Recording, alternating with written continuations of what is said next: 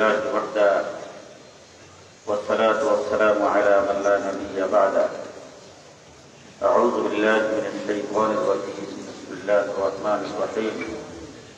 لقد من الله على المؤمنين إذ بعث فيهم رسولا من أنفسهم يتلو عليهم آياته ويزكيهم ويعلمهم الكتاب والحكمة وإن كانوا من قبل لفي ضلال مبين.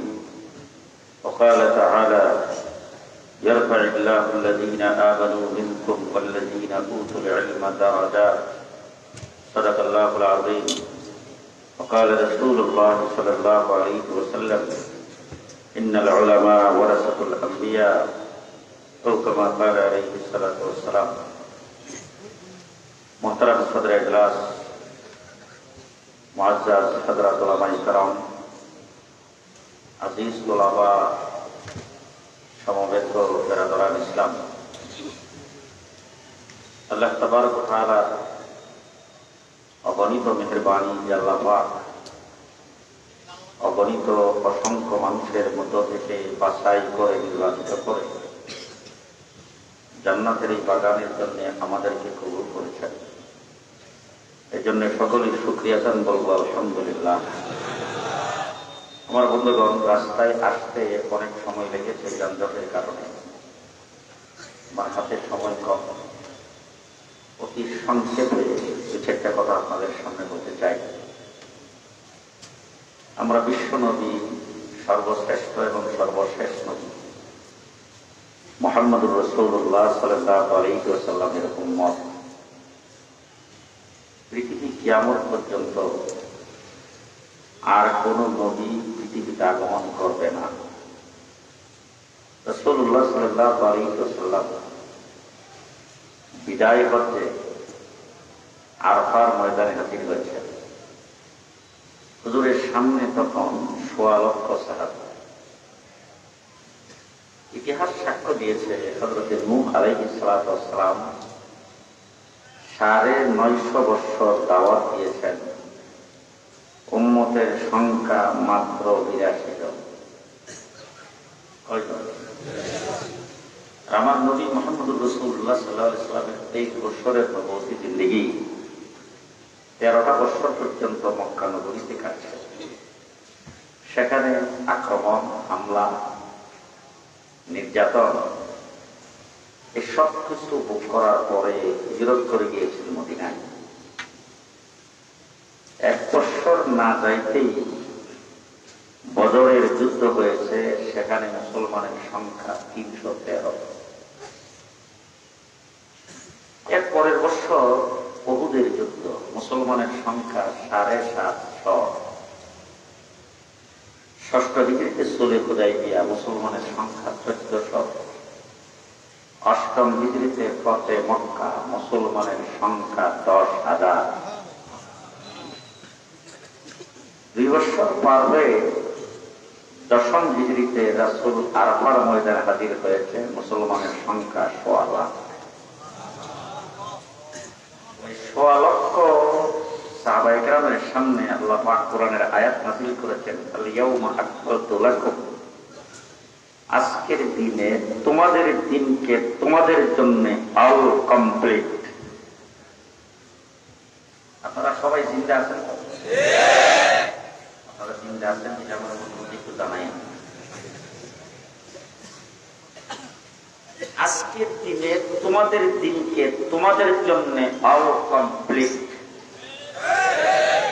২০৩১ পর্যন্ত, ২০৪১ কতদিনের জন্য কমপ্লিট? কিয়ামত পর্যন্ত সময়ের জন্য তোমাদের দিন অল কমপ্লিট। তার ভিতরে কোনো কিছু ঢুকানো অসম্ভব, ভিতর থেকে কাটছাট করে কিছু বের করা জি কমপ্লিট দিন, সর্বকালের জন্য আদরি, সর্বকালের জন্য মডার্ন। আজকে যারা মডার্ন রাষ্ট্র কায়েম করতে চায়, কল্যাণ রাষ্ট্র কায়েম করতে চায়, তাদেরকে বলতে চাই দিন প্রতিষ্ঠার জন্য ইসলাম কমপ্লিট, বাহির থেকে কিছু খরচ করার প্রয়োজন নাই। কমপ্লিট। হুজুর আকরাম সাল্লাল্লাহু আলাইহি ওয়াসাল্লাম সাহাবায়ে কেরামের সামনে এসে ডাক দিয়ে বললেন, দিন কমপ্লিট। এই সাহাবীরা শোনো, ফালিয়ুবাল্লিগু শাহিদুল গায়বা, আজকে যারা এখানে উপস্থিত আছো, যারা উপস্থিত নাই, কমপ্লিট দিন তোমাদের হাতে দিলাম প্রচার করার জন্য। রাসূলের মাধ্যমে কথা সংক্ষেপ ব্যাখ্যা বিশ্লেষণের সময় নাই। আমার নবী মুহাম্মদুর রাসূলুল্লাহ সাল্লাল্লাহু আলাইহি ওয়াসাল্লামের মাধ্যমে কিয়ামত পর্যন্ত দিন কমপ্লিট। কমপ্লিট দিন মানুষের কাছে পৌঁছাইবার দায়িত্ব রাসূল কাকে দিয়েছেন? কাকে দিয়েছেন? সাহাবায়ে কেরামকে দিয়েছেন। ঠিক না ঠিক? হুজুর আকরাম সাল্লাল্লাহু আলাইহি ওয়াসাল্লামের সাহাবায়ে কেরাম দিন প্রচার করতে শুরু করেছেন। সেই দিন দিয়েছেন আল্লাহ, মাধ্যম মুহাম্মদুর রাসূলুল্লাহ। এখন হুজুর আকরাম সাল্লাল্লাহু আলাইহি ওয়াসাল্লামের দিন অল কমপ্লিট, ওযু কমপ্লিট। ফরজ চারটা, কিয়ামত পর্যন্ত তিনটা কোনদিন আড়াইটা হবে, পাঁচটা হবে।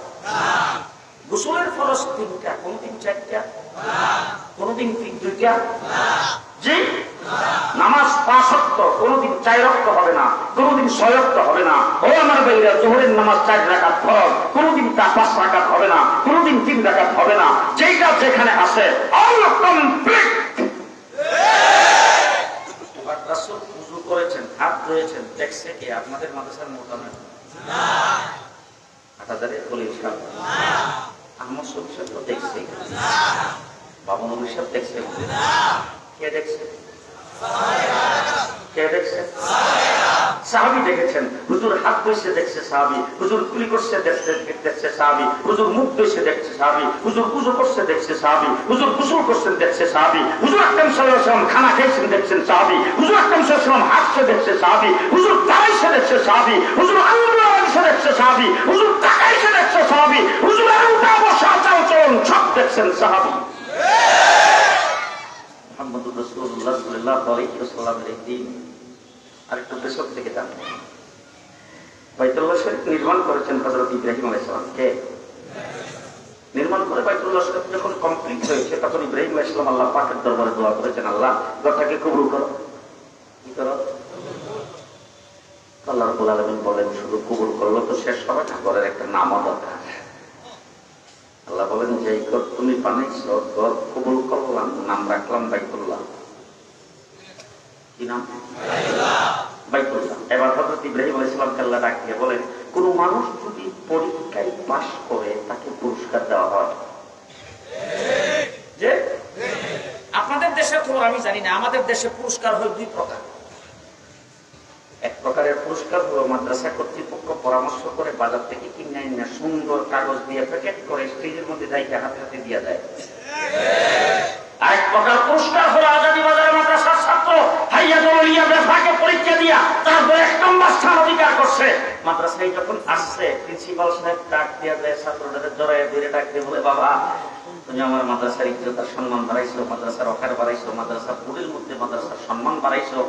আমি একটা পুরস্কার তোমারে দিব, তবে তুমি যা চাও। এরকম বলে না? বাইকনা দেশে A+ পাইছে, মামা বিদেশ থেকে টেলিফোন করে বলছে, কি চাও আমার কাছে চাও, যা চাও তাই দিব।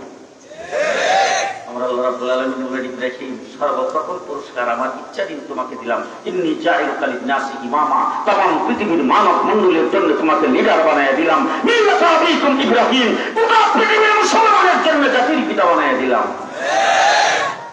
2 নম্বর পুরস্কার আমি দেব তোমাকে, যা চাও। মামা বাইকনারে বলছে যা চাও, বাইকনা বলেন চলেন তাহলে মার্কেটে যাই। আজাদি বাজার থেকে রওনা হয়েছে, যাবে ফটিকছড়ি অথবা চট্টগ্রাম শহরে। মামা মনে মনে ভাবতেছে, যাই আর কি চাইবো, একটা মোবাইল, একটা গড়ি। মার্কেটে যায়, মামা মোটরসাইকেল গাড়ি। মামা ওইটাকে কিনি করে চাওয়ার কথা বলছে, এই জন্য তুমি মোটরসাইকেল চাইলে যে আল্লাহ কি মামার মতো? ইব্রাহিম আলাইহিস সালাম বাইতুল্লাহ চৌকাঠ ধরে যায় ডাক দিয়ে আল্লাহরে কয়, আল্লাহ তুমি কিন্তু কইছো যা চাই তাই দিবা, সুতরাং এমন একটা জিনিস সামুদ্রিকের একটাই আছে, দ্বিতীয় কোনো নাম্বারই তোমার কাছে নাই। রব্বানা ওয়া বা'স ফীহিম রাসূলাম মিনহুম। আল্লাহ ঘর বানাইছি, নাম রাখছো বাইতুল্লাহ। সেই ঘর হলো তামাম পৃথিবীর ইউনিভার্সিটি, ঘর হলো তামাম পৃথিবীর শিক্ষা কেন্দ্র, ঘর হলো তামাম পৃথিবীর মার্কাজ। এই মার্কাজের জন্য, ইউনিভার্সিটির জন্য একজন প্রিন্সিপাল প্রয়োজন। প্রিন্সিপাল হিসাবে তোমার হাবিবকে চাই, কারে চাই? আল্লাহর হাবিব কয়জন? একটাই বানাইছো, একটাই তোমার কাছে আছে। মুফাসসিরিনগণ লেখছেন হযরত ইব্রাহিম আলাইহিস সালাম এত বড় সাহসটা কিভাবে করলো? আল্লাহর হাবিবকে চাইলাম। হযরত ইব্রাহিম আলাইহিস সালাম বাইতুল্লাহ চৌকাঠে ধরে আল্লাহকে একটা ভূমিকা দিয়েছেন। ভূমিকায় বলছেন, আল্লাহ এ পর্যন্ত আমার যত প্রিয় জিনিস ছিল তুমি চাওয়া মাত্র, যে আমার কাছে মাল প্রিয় তুমি চাইছো, মেহমানদারি করে বিতরণ করে দিয়েছি। আমার কাছে জান প্রিয় তুমি চাইছো, নমরুদের আগুনে চাপ দিয়ে পড়ছি। আমার কাছে আমার সন্তান প্রিয় তুমি চাইছো, সন্তানের গলার মধ্যে ছুরি রেখে দিয়েছে জবাই করার জন্য। সুতরাং আমার প্রিয় তোমার জন্য, তোমার প্রিয় আমার জন্য। আল্লাহ ডাক দিয়ে দরখাস্ত মঞ্জুর। ঘরের নাম বাইতুল্লাহ, প্রিন্সিপালের নাম রাসূলুল্লাহ। প্রিন্সিপাল কে? কে? রাসূলুল্লাহ। এবার হযরত ইব্রাহিম আলাইহিস সালাম আল্লাহ জিজ্ঞেস করলেন, তুই চাওয়া শেষ? বলে মাত্র শুরু। বলে তাইলে আর কি বাকি হইছে?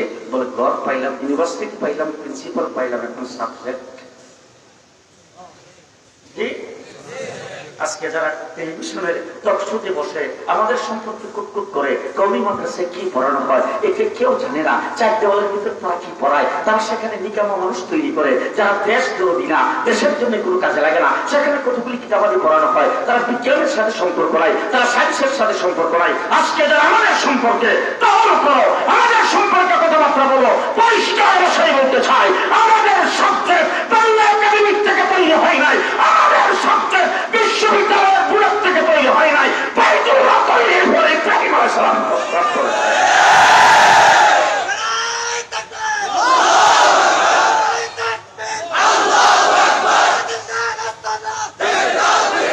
হযরত ইব্রাহিম আলাইহিস সালাম আল্লাহ পাকের দরবারে প্রস্তাব করতে শুরু করেছেন, ইয়াতলু আলাইহিম আয়াতিক। এক নম্বর সাবজেক্ট আল্লাহ পাকের আয়াতের তেলাওয়াত। ويزكيهم ويعلمهم الكتاب والحكمة। حضرت إبراهيم عليه السلام الأستاذ يتلو عليهم آياتك ويعلمهم الكتاب والحكمة ويزكيهم। একটা সাবজেক্টের প্রস্তাব হযরত ইব্রাহিম আলাইহিস সালাম করেছেন। আল্লাহ রাব্বুল আলামিনের দরবারে লাস্টে এসে বলছেন, ইন্নাকা আনতাল আজিজুল হাকিম। আল্লাহ আপনি তো হিকমতওয়ালা। আমার সাবজেক্ট যে প্রস্তাব করলাম, আপনার হিকমতে যদি রদবদল, পরিবর্তন, পরিমার্জন কিছু করার প্রয়োজন হয়, আপনি পরিবর্তন করেই মঞ্জুরি দিয়েন।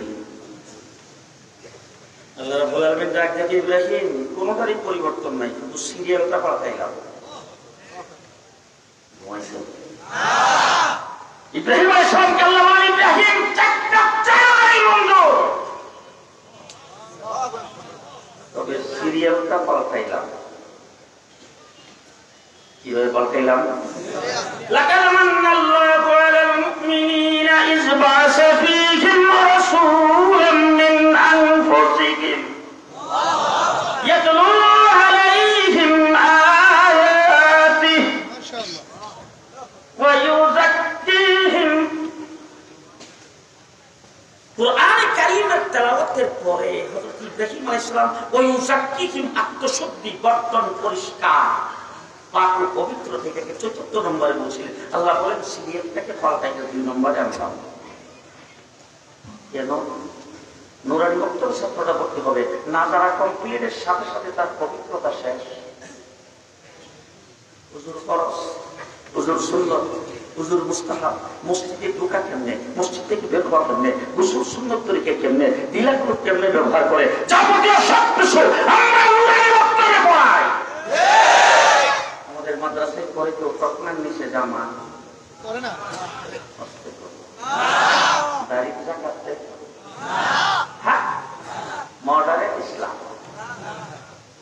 আমাদের মধ্যে নেই। আগাগোড়া সুন্নাত, মাথার থেকে পায়ের পাতা পর্যন্ত সুন্নাত। আপনাদের মাদ্রাসার খবর জানি, আমার মাদ্রাসায় প্রত্যেক শনিবার টুপি খুললা দেখি মাথার চুল সুন্নাত তরিকায় কিনা।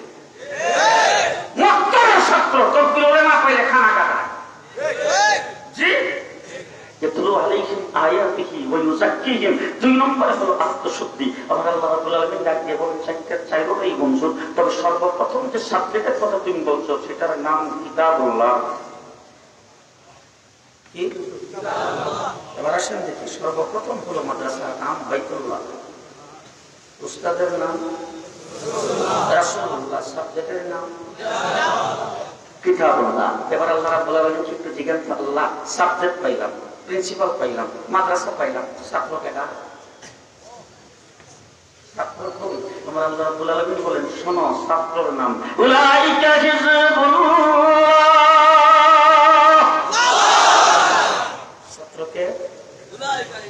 ছাত্রকে হিজবুল্লাহ। এখানে অনেক মাদ্রাসার ছাত্র আছে, আমার তো আসলে মাদ্রাসার ছাত্রদের পড়াইবার কোনো যোগ্যতা নেই, তবে আমার কথাটা ভালো লাগলে একটু মনে করে রাখবেন। 1 নম্বর হলো বাইতুল্লাহ হলো মাদ্রাসা, 2 নম্বর প্রিন্সিপাল রাসূলুল্লাহ, 3 নম্বর হলো সাবজেক্ট কিতাবুল্লাহ, ছাত্র হলো হিজবুল্লাহ। ছাত্রকে হিজবুল্লাহ। এবার আল্লাহ রাব্বুল আলামিন জিজ্ঞাসা, আল্লাহ ছাত্র তো পড়াইছে নবী মুহাম্মদ রাসূলুল্লাহ, তবে আমাদের দেশের একটা সিস্টেম যেটা দেখি, সিস্টেমটা হলো যে পড়ায় যে পরীক্ষা নেয় না।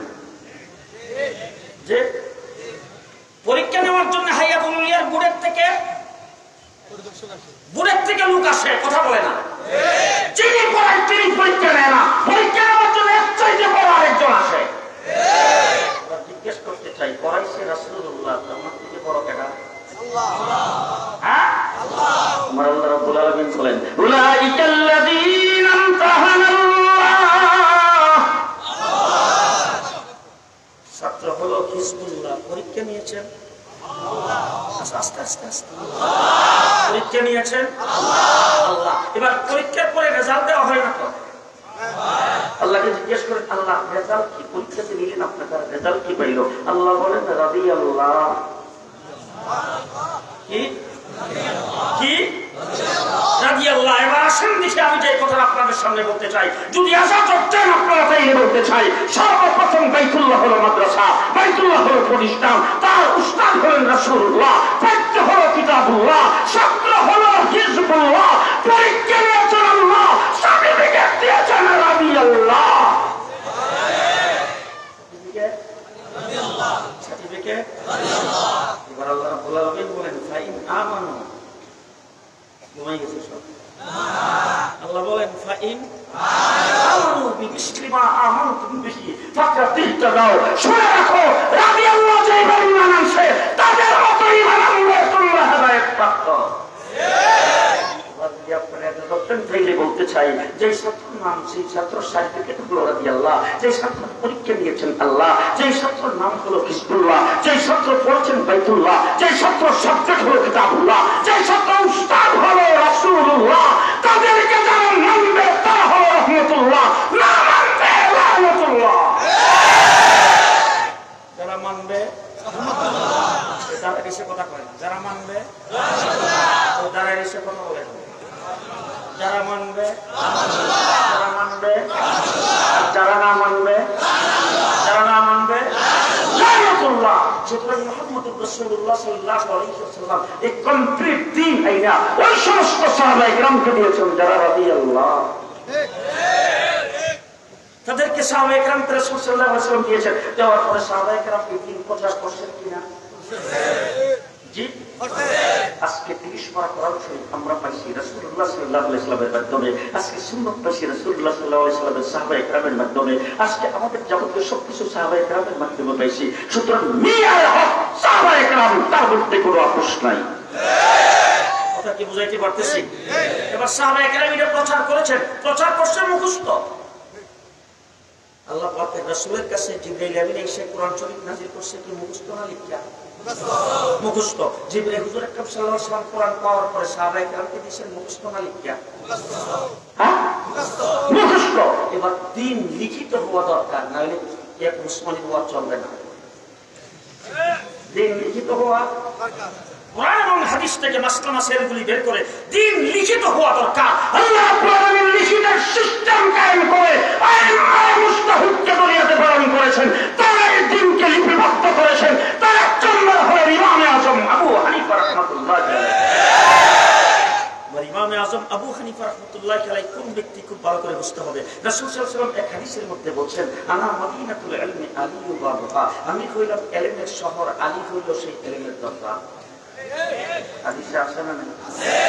আমি হইলাম ইলমের শহর, আলী হইল সেই ইলমের দরজা। এবার আসুন তো সর্বপ্রথম খলিফা আল্লাহর নবী যখন ইন্তেকাল করেছেন, এই দ্বীনের দায়িত্ব যিনি নেতৃত্ব নিয়েছেন তিনি হলেন হযরত আবু বকর সিদ্দিক। তিনি রাসূলুল্লাহ সাল্লাল্লাহু আলাইহি ওয়াসাল্লাম চিটাগাং থেকে কোথায় মদিনা ইমামতি করছেন বলে হয়তো মুকাররম কোন জায়গায় মদিনা ইমামতি করেছেন রাসূলের মুসল্লায় রাসূলের মিহরাবে মদিনায়। তিনি রাষ্ট্র পরিচালনা করেছেন মদিনা থেকে, ইন্তেকাল করেছেন মদিনায়, দাফন করা হয়েছে রাউযাতুম মিন রিয়াদিল জান্নাহ।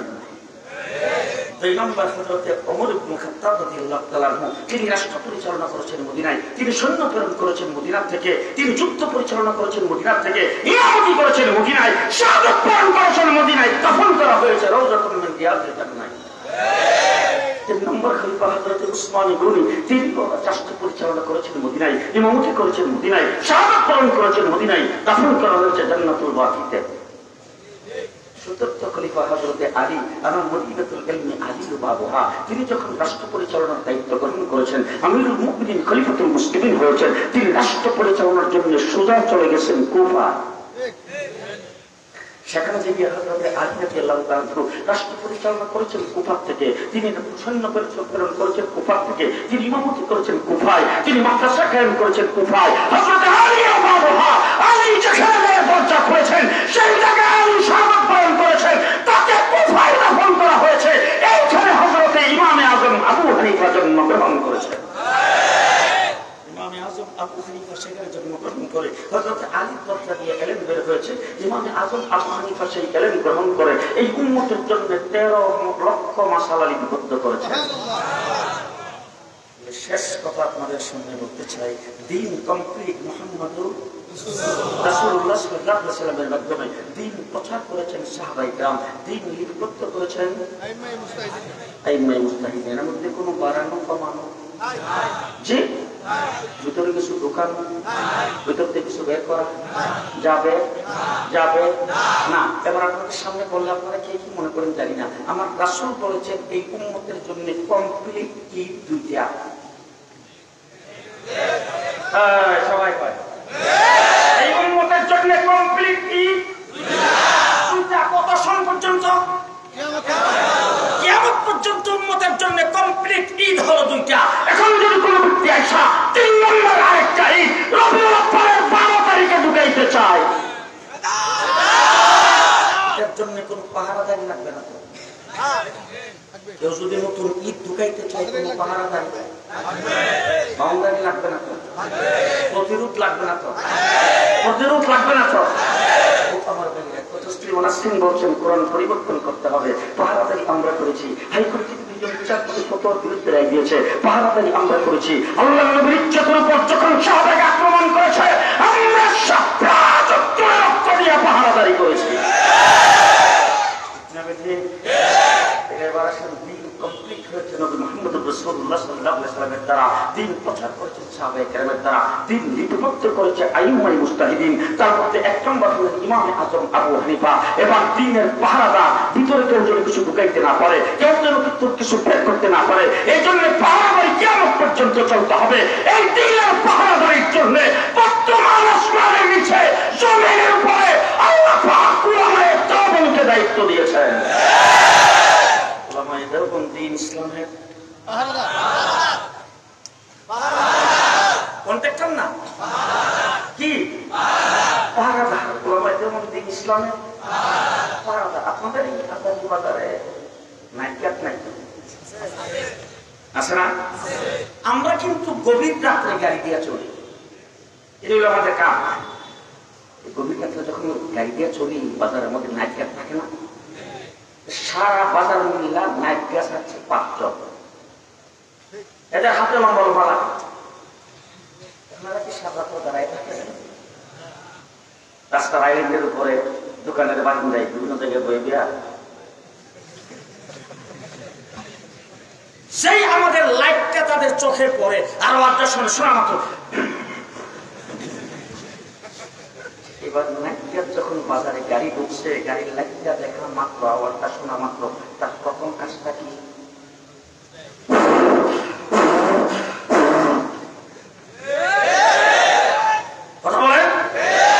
একজনে যখন বাঁশি ফুদে, বাকি ৬০ জন যে চতুর্দিকে তারা কিন্তু দূর মারে না গাড়ির কাছে, তারা সবাই আইসা গাড়ির কাছে। যেমন আমার গাড়ির কথা আমি বলি, খালি এসে ঘেরাও করলো, আইসা খারাইলো, হাত দেখালো, গাড়ি থামাইলাম, ড্রাইভারকে বললাম ভিতরে লাইট চালাতো, ভিতরে লাইটটা চাললো, গ্লাসটা খোলা মাত্র আসসালামু আলাইকুম ওয়াজ করেছেন।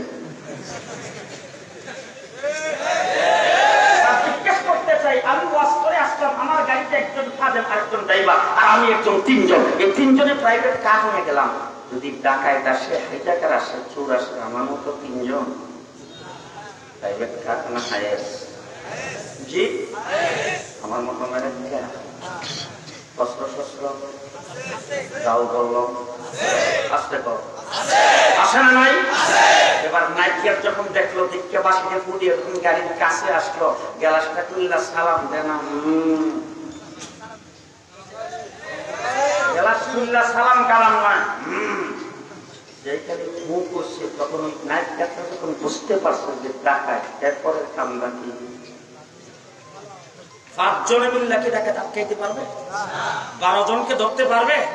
তাদের সঙ্গে কিছু করতে পারবে? তখন নাইকিয়াদের কাম হইল ডাকাত আইছে, চোর আইছে, এই করে যখন ৫ জনের ডাক দিল, দোকান পাটে আশেপাশের বাড়ি ঘরে যে যেখানে ছিল, যার হাতে জিডা পাইছে লইয়া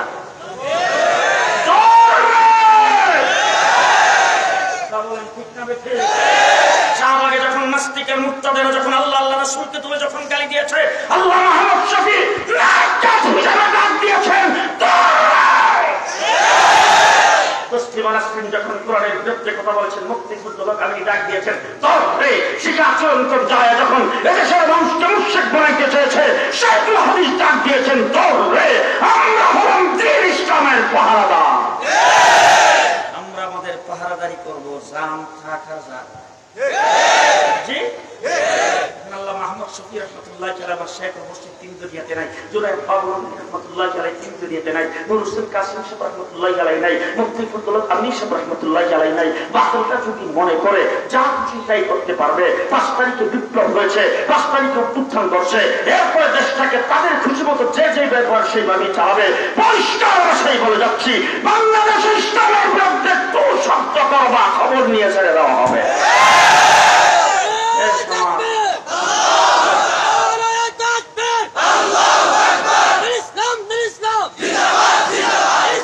আমার এই মাসি আমার, সুতরাং আমরা এদেশের গর্জন নেই না, আমরা কি এদেশের পাবেন না? আমরা কি কুচুর ফেলার মতো পানিতে ভেসে আসছি? আমরা এদেশের নাগরিক, তোমরা যে আইডি কার্ড ব্যবহার করো, আমরাও সে আইডি কার্ড ব্যবহার করি, তোমরা যে পাসপোর্ট ব্যবহার করো, আমরাও সে পাসপোর্ট ব্যবহার করি, তোমরা যে নাগরিকত্বের দাবিতে রাজনীতি করো, আমরাও সে নাগরিকত্ব এই দেশে বহন করি। সুতরাং আমাদেরকে বাদ দিয়ে সামনে রাষ্ট্র পরিচালনা করতেও কাউকে দেওয়া হবে না।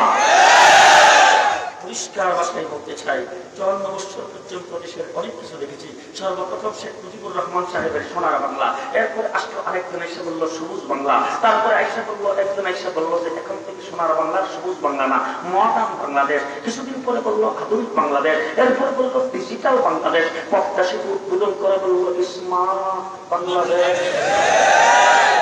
কাঁচামরিচের কেজি ১২০০ টাকা।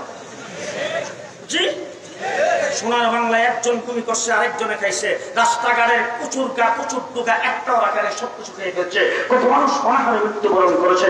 তোমাদের সব বাংলা দেখা শেষ। এবং ২৪ বিপ্লবের পরে সবাই ইসলামের বাংলাদেশ।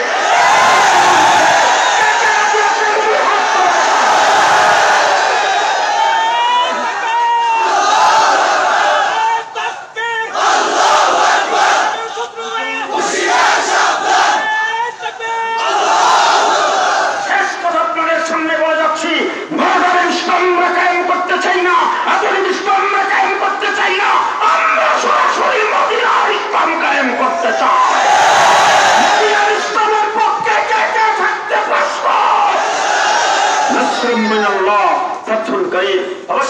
মুমিনিন। আসসালামু আলাইকুম ওয়া রাহমাতুল্লাহ।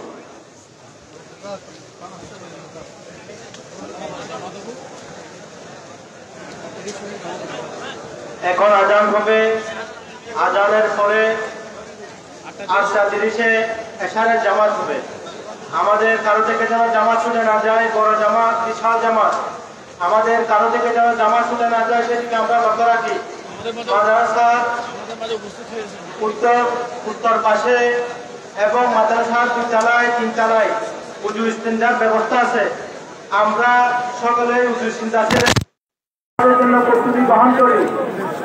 এশারের পরে আমাদের মাঝে আলোচনা পেশ করবেন শুধু ঢাকা থেকে আগত হযরত মাওলানা রহমান হুজাইফি সাহেব বারাকাল্লাহু ফি হায়াতি।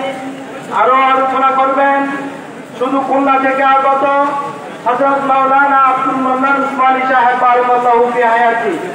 আমরা সকলেই নামাজের প্রস্তুতি গ্রহণ করি।